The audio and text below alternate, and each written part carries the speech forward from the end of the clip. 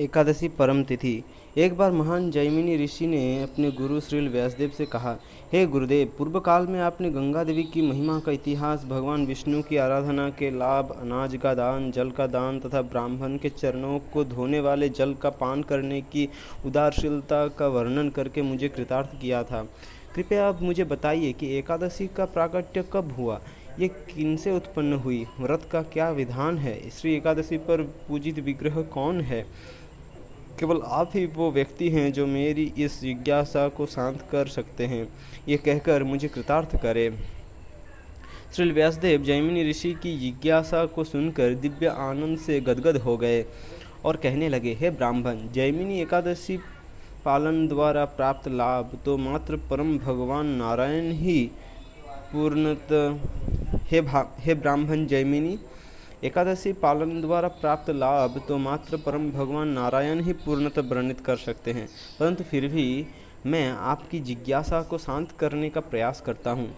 सृष्टि की रचना के आरंभ में परम भगवान ने पंचभौतिक तत्व से चर अचर जीवों की रचना की और साथ ही इन जीवों को दंड देने के लिए उन्होंने पाप पुरुष की रचना की, जिसके विभिन्न अंग विभिन्न पापों द्वारा निर्मित थे। उसका शीश ब्राह्मण हत्या के पाप, नेत्र मदिरापान के पाप, मुख स्वर्ण चोरी करने के पाप, कान गुरु पत्नी के साथ अवैध संबंध के पाप, नाक किसी की पत्नी की हत्या के पाप, भुजाएं गौ हत्या के पाप, गर्दन संचित धन संपदा को चुराने के पाप, छाती गर्भपात के पाप, छाती का निचला हिस्सा अन्य की पत्नी के साथ यौन संबंध का पाप, उदर किसी संबंधी की हत्या का पाप, नाभि आश्रितों की हत्या के पाप, कमर स्वमूल्यांकरण के पाप, जांघे गुरु के प्रति अपराध का पाप,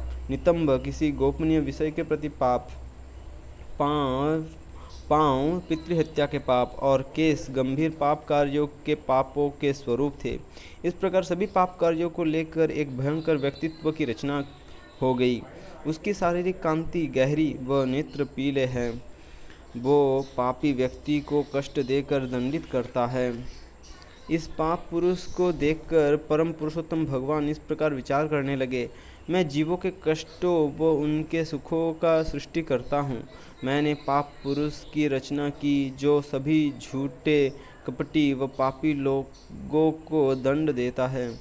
अब मुझे किसी ऐसे की रचना करनी चाहिए जो इस पुरुष को नियंत्रित करेगा।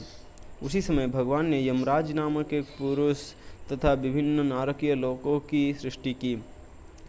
अत्यंत पापी जीव मृत्यु के उपरांत यमराज के पास इन नारकीय लोकों में भेज दिए जाएंगे, जहां वे अपने पापों के अनुसार कष्ट भोगेंगे। इस व्यवस्था के उपरांत जीवों को सुख दुख प्रदान करने वाले गरुड़ पर सवार परम भगवान विष्णु को यमराज ने देखा तो उन्होंने उनके चरण धोकर प्रार्थनाएं अर्पित की और अपने स्वर्ण सिंहासन पर बैठाया। सिंहासन पर विराजित होते ही उन्हें दक्षिण दिशा से उच्च स्वर में चिल्लाने विलाप की आवाज़ें आने लगी। आवाज़ों का कारण पूछने पर यमराज ने बताया कि पृथ्वी लोक से विभिन्न पतित जीवों का इन नारकीय लोकों में पतन हो गया है, जो अब अपने पूर्व कर्मों के पापों का कष्ट भुगत रहे हैं। करुणा से विचलित होकर भगवान उठकर दक्षिण दिशा की ओर गए। वहाँ के निवासियों ने भगवान को देखकर और भी उच्च स्वर में चीखना चिल्लाना प्रारंभ कर दिया। परम भगवान का हृदय करुणा से भर उठा। भगवान विष्णु ने विचार किया कि मेरी ही संतति के फल स्वरूप ये लोग ऐसा भयंकर कष्ट पा रहे हैं। श्री व्यासदेव ने जैमिनी ऋषि से कहा, आगे सुनो, भगवान ने क्या किया। जब परम भगवान ने अपने पूर्व विचार पर विचार किया तो एकाएक उन्होंने अपने ही रूप से एकादशी के विग्रह को प्रकट कर दिया।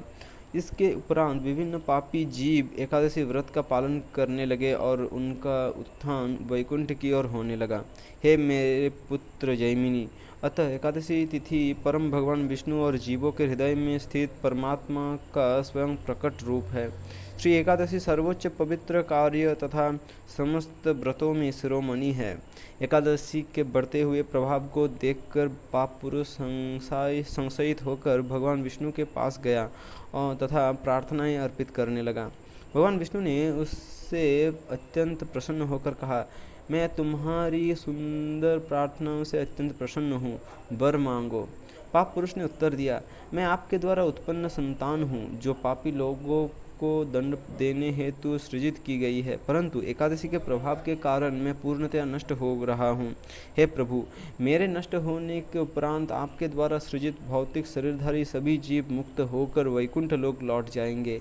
यदि सभी मुक्त हो गए तो आपके कार्यों को कौन जारी रखेगा? आपकी लीलाओं को कौन अभिनीत करेगा? हे केशव, यदि आप चाहते हैं कि ये सनातन लीलाएं जारी रहे तो कृपया एकादशी के भय से मेरी रक्षा करें। कोई अन्य शुभ कार्य मुझे बांध नहीं सकता, परंतु चूंकि एकादशी आपका सदृश रूप है, अतः वो मेरे कार्य में बाधक है। हे मेरे स्वामी, चूंकि मैं आपकी सृष्टि का ही एक उत्पाद हूँ, अतः मुझे कोई ऐसा स्थान निर्देशित करे जहाँ मैं भय मुक्त होकर रह सकूँ। ऐसा कहकर समस्त पाप कार्यों का मूर्त स्वरूप पाप पुरुष समस्त कष्टों के निवारण करता भगवान विष्णु के चरण कमलों में गिरकर रोने लगा। भगवान पाप पुरुष को समझाते हुए मुस्कुराए और इस प्रकार कहने लगे, हे पाप पुरुष, उठो, संताप मत करो। मैं तुम्हें वो स्थान बताता हूँ जहाँ तुम एकादशी के दिन वास कर सकते हो। एकादशी के दिन तुम अन्न में निवास करो। पाप पुरुष से ऐसा कहकर परम भगवान अंतर्धन हो गए और पाप पुरुष पुनः अपने कर्मों में संलग्न हो गया।